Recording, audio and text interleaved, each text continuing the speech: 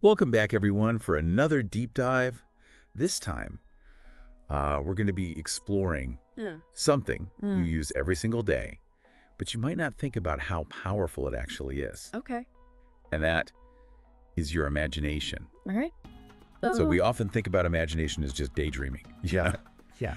But today we're going to be going a little bit beyond that. Okay. We're going to be looking at imagination as like a tool Hmm. for self-discovery, for creativity, even for some people's spirituality. And our guide for this journey is going to be none other than Carl Jung, Oh, wow. the famous psychologist. Yeah. And he had some really fascinating ideas about how imagination works and why it's so important. Interesting. So- We've got an article here that's inspired by Jung's work, Okay. and it starts with this really interesting idea. Okay. What if engaging your imagination could help you solve problems Mhm. or even connect you to something bigger than yourself? Oh, wow. That's what we're going to be unpacking today. I like it. It all starts with understanding how Jung saw imagination. Okay. So he believed that it wasn't just like frivolous make-believe. Hmm. Instead, he saw it as like a bridge Okay. between our conscious mind, the thoughts that we're aware of, Right. and our unconscious mind, Okay. which holds all sorts of hidden beliefs, desires, and memories. So it's like our imagination is giving us a peek behind the curtain of our own mind. Exactly. Oh, wow. And Jung believed that this psyche, the combination of our conscious and unconscious, Right. is constantly in motion. It's dynamic Okay. and creative, All right. always shaping and reshaping itself. Wow. And imagination plays a key role in that process. So it's not just that we're passively daydreaming. We're actively creating something within our own minds. Right. Wow. That's pretty powerful when you think about it. It is. How do we actually tap into that creative force, though? Wow. The article mentions something called archetypes. Yeah. What are those? So imagine those universal characters that you see in stories across cultures and time periods. Okay. Like the hero, the trickster, the wise old man, the mother figure. Right. These are what are called archetypes. Okay. And Jung believed that they reside in our unconscious minds. Interesting. Think of them as patterns of human experience that we all share. So, okay, so the hero's journey, yeah. that classic story of overcoming challenges and achieving great things, Uh-huh. that's not just a made-up plot, right? It's tapping into this archetype of the hero that's already within us. You got it. Whoa. And our imagination helps us connect with these powerful archetypes, Okay. which can then provide us with insights into our own lives and the world around us. Interesting. It's as if these patterns are waiting to be discovered and understood.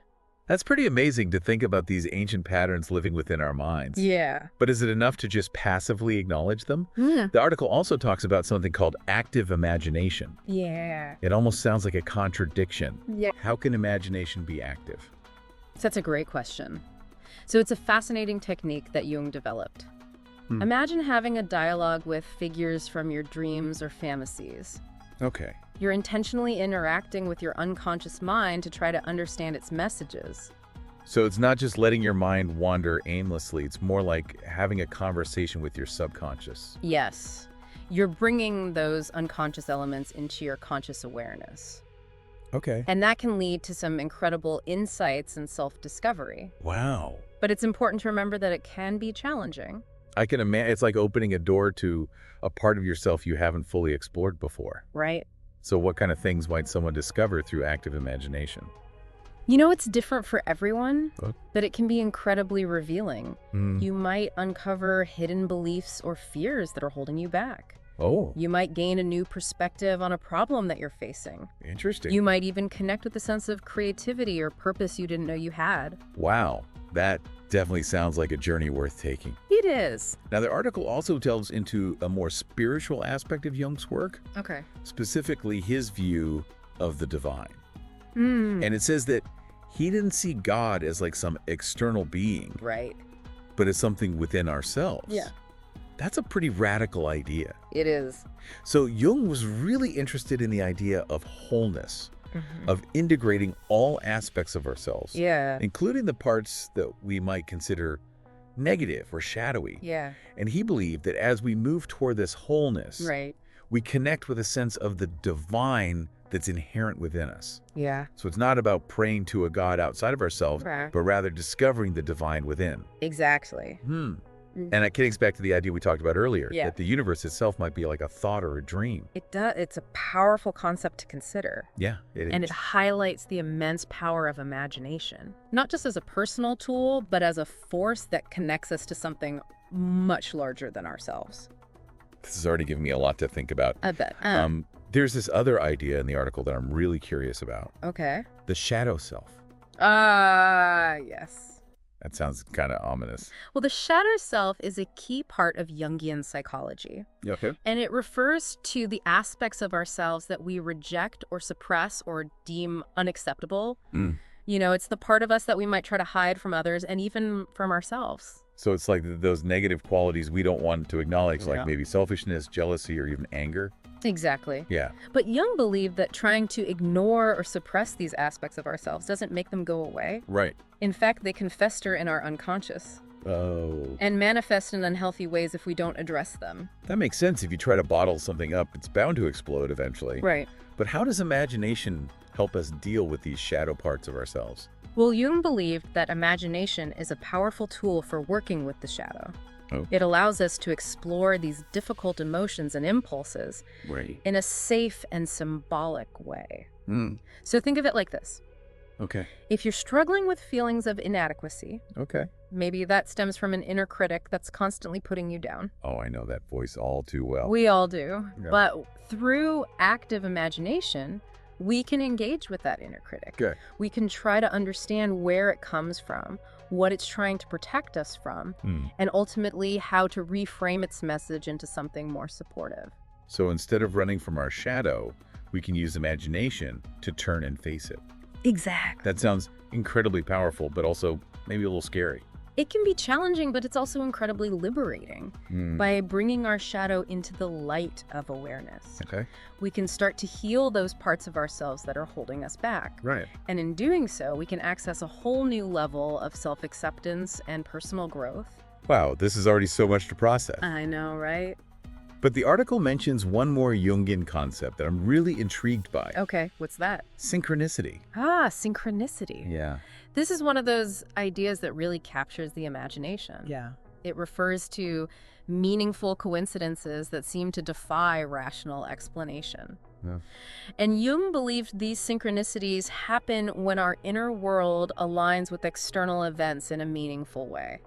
So like when you're thinking about someone you haven't seen in years and then suddenly they call you out of the blue, Yeah. or you're struggling with a decision and then you stumble across a book or a quote that offers the perfect guidance. Exactly. Those moments where it feels like the universe is sending you a sign. Wow. Jung believed that by paying attention to these synchronicities, Okay. we can gain a deeper understanding of our own lives and our place in the world. Oh. But this is a topic that deserves its own deep dive. Yeah, So we'll have to explore it further later on. we will. Okay, I can't wait. So far, we've talked about how imagination can help us connect with our unconscious, explore archetypes, confront our shadow, and even notice meaningful coincidences. Right. It's like we've discovered this hidden superpower we all have. We have.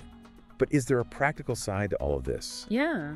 Can imagination actually help us solve problems in our daily lives? Absolutely. That's where things get really interesting. Jung observed that many breakthroughs in science, even business, come from that back and forth between the conscious and unconscious minds. Wow. Imagination helps bridge the gap between the two, Okay. allowing us to see things from new angles Right. and come up with Yeah. innovative solutions. Didn't Einstein famously say that imagination is more important than knowledge? He did. Wow. And he attributed many of his own scientific insights to his vivid imagination. Huh. Think about it. If we can imagine something, Yeah. we're one step closer to making it a reality. That's such a great point.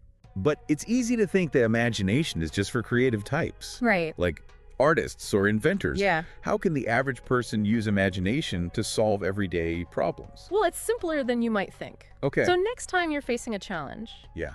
try taking some time to visualize different solutions. Mhm. Step outside your usual way of thinking Right. and allow your imagination to run wild. Okay. You might be surprised by the creative ideas that emerge. Okay. I'm starting to see how powerful this can be. Yeah. It sounds like imagination is a key to unlocking so much potential within ourselves. It really is. But the article also mentions a potential downside to all this, Uh-oh. the risk of escapism. That's a valid concern. Yeah. while imagination can be incredibly liberating. Right. It's important to stay grounded in reality. Okay. We don't want to use it to avoid dealing with real-life challenges or to create fantasies that are detached from our values. Yeah, it's all about finding a balance. We need imagination to explore new possibilities. Right. But we also need a healthy dose of realism. Yeah. And a commitment to acting on our insights. That's the idea. So Jung believed strongly in ethics and morality. He did. He saw imagination as a force for good, Yeah. not a license to indulge in self-deception or harmful behaviors. Right. So it's like we're not just letting our minds run wild, we're consciously directing our imagination towards positive outcomes, both for ourselves and for the world around us. That's a great way to put it. This is all so incredibly inspiring. It is. It feels like we've only just scratched the surface of what imagination is capable of. Yeah. But I think we need to pause here for a moment to let all of this sink in. Good idea. We'll be back soon to continue our deep dive into the fascinating world of imagination. Looking forward to it. So before the break, we were starting to see how imagination can be a powerful tool for problem solving. Right. But there's another side to this that we should explore. Okay. The article talks about how imagination can also be incredibly healing. Yes, and it specifically mentions how Jung connected psychological issues with a disconnect Yeah. between the conscious and unconscious minds. Can you elaborate on that a bit? Yeah, so Jung observed that a lot of people who were struggling emotionally were kind of, in a sense, out of touch with those deeper parts of themselves. It was as if their conscious desires and goals were in conflict with their unconscious needs and fears. So it's like there's this inner battle going on that we might not even be aware of. That's a great way to put it, and those unresolved conflicts Yep. can manifest in all sorts of ways, like Wow. anxiety, depression, Hmm. even just the general sense of dissatisfaction with life.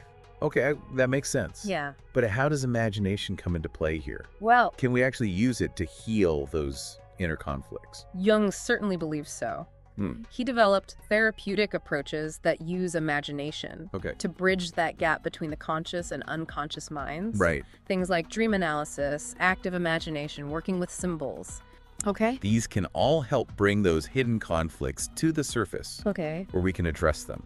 You know, it reminds me of that example we talked about earlier with the inner critic. Yes. If we can imagine that voice in a new way, Right. maybe we can start to heal those feelings of inadequacy or self-doubt. Exactly. And that's just one example. Okay. The article also mentions using visualization techniques where you imagine a desired outcome Right. or a future where you've overcome the challenge that you're facing. It's almost like you're creating a new mental map, a new way of seeing yourself in the world. Precisely. And that new map can have a profound impact on your emotional well-being. Wow. It's not about denying reality or escaping into fantasy, Okay. but rather using your imagination to tap into your inner resources and create positive change. This is all so fascinating, but I have to admit, a part of me is thinking, Yeah. okay, but where do I even start? How do I actually cultivate my imagination? That's a great question, and it's a journey that we all take in our own way. The first step is simply to acknowledge the power of your imagination.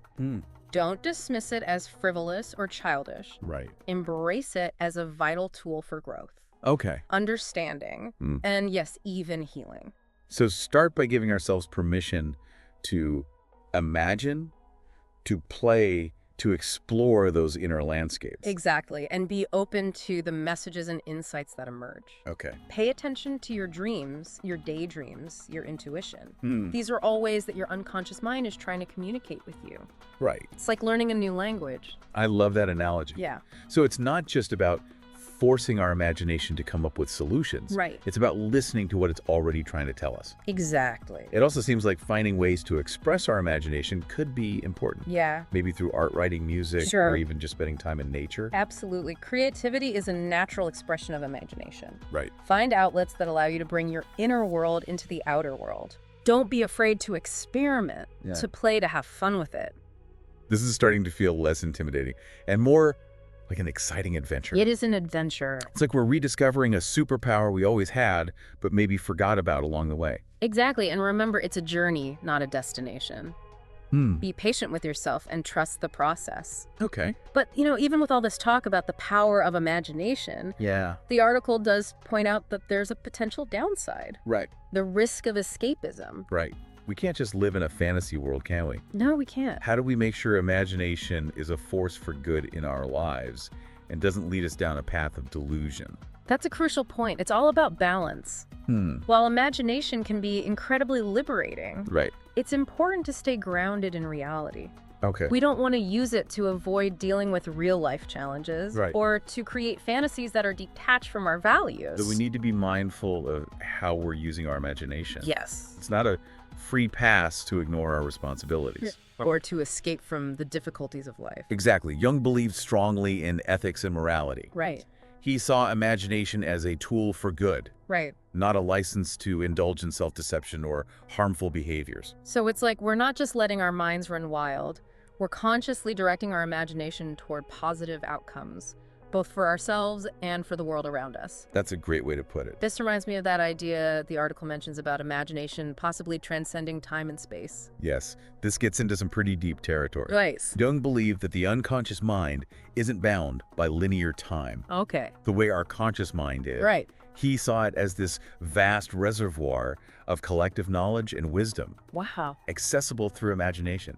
So it's like we can use our imagination to tap into a timeless well of information and insight.